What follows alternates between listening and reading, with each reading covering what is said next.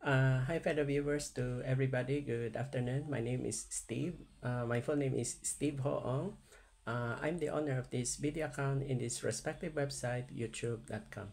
Okay, by the way, I know you will be surprised at my title. To all fellow viewers across the Philippines, Silby from Metro Manila, Luzon, Visayas, and Mindanao. Huwag kayo magtaka or mabigla sa title na ito kasi it can happen after 2 years or on the second year. Sabi, magsisimula tayo 2025, then pagdating ng 2027, it's so, you can say premature or too early. Pero itong title, napaka-specific. Napaka-specific. Oh, by the way, before I proceed this video, you can promote this video.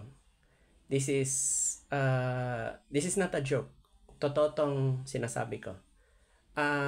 Baka ang isip ninyo, fake news or katang isip or hearsay, we cannot tell. Many things can happen. Okay. Ang title tong video na ito is about maraming mangyayari sa September 21, 2027 event. Alam ko napakasimple title pero we don't know what will happen. So yan. By the way, this video, you can promote this video. So this is a paid promotion label. So therefore, this video under YouTube is under my name is a paid promotion label. Okay, ano itong title itong binabanggit ko? Bakit ko na-mention? Bakit may date? Bakit may year? Advance naman ng 2 years. I will explain. Di ba sa Philippine history, ang September 21, 1972 is the, if you can remember, our former Philippine President Ferdinand Marcos Sr., nag-declare siya ng Proclamation 1081 declaring Philippine under martial law, di ba? September 21, 1972. Then it only lasts for almost 9 years, di ba? Okay. Itong sasabihin ko sa inyo ngayon kasi itong 2027 minus 1972, anong labas? Kumuha kayo ng calculator. Di ba? Wala akong hawak calculator 55. Tama kayo. It celebrates 55th year martial law. Okay. Pero, bukod sa 55 years martial law, anong issues ang tatalakayin? Una is economic situation. Bakit ang peso tsaka dollar taasan, tapos baba, tapos ang presyo ng gasolina taas baba, so meron rollback, meron tataas, flexible siya. So etong dalawa hindi yan ma-phase out, it still exists. Then by 2028 Philippine national election, lalabas din yan. Yang date na yan, maraming venues. So hindi lang Manila. Hindi natin alam, pwede maging EDSA, yung hinedsa EDSA 1, People Power Revolution, pwede doon. Pwede din sa Quirino Grandstand, we do not know. Yan ang sinasabi ko sa inyo, my fellow viewers. Many things can happen. Hindi ako manghuhula, I'm not a fortune teller. And I am not a god. I'm just only an ordinary human being, okay? But it makes sense. It has a little sense. So, ang point ko dito, meron kayong clue or palatandaan.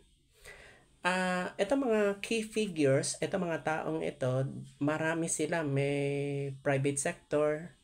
Of course, may mga politicians. Marami. May opposition, mayroon hindi opposition or kaalyado sa Philippine political party, or may tangkang tumakbo ng president. Pwede lalaki, pwede babae. We do not know. Kaya ko ito sinasabi, my fellow viewers, kasi ito kasi Try to observe 55 years martial law. Usually kung big event kasi, ang last digit is ends with 5. May iba na ends with 0. Itong 5 tsaka 0, napaka-vital itong dalawa. Take note 55 years ang Philippine martial law. Kasi pag ito umabot ng 60, this is another event. Pero kuha na siya, 2032. Kung matanda na tayo or baka yung iba graduate na, at least yung Philippine history still exists. So, ito siya is more on Philippines.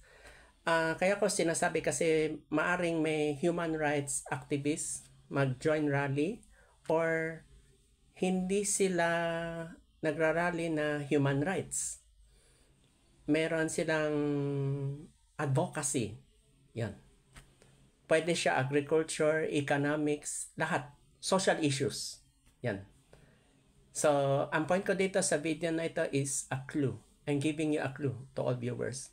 Yan ang sinasabi ko, maraming mangyayari sa September 21, 2027.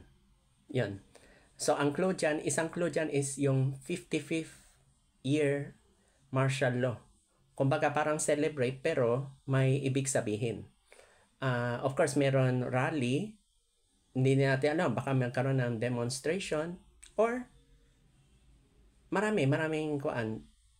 Pwede good, pwede bad. So, yun. This part is more on clue. Palatandaan. An idea. Okay? Take note, wala akong minention na any persons Wala akong minention. This is a clue. This is a clue. I'm not a God. I'm just only a human. Ordinary human. Hindi ako manghuhula na I'm just guessing. It can happen. Aside sa many things can happen. Okay. So, that's it. No? Kasi ito, yung nangyari ng last September 21, 2025 is more on yung flood control project, yung anomalous. Where did the money go? Diba? Tapos bakit ang corruption naglabas na yung baho for how many decades not years, decades. Tapos yun. Actually ang corruption talaga hindi yan ma-face out, hindi yan easily wipe out. It takes time. Kasi may due process. Okay. So that's it.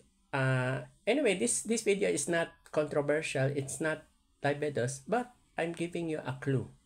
Palatandaan. So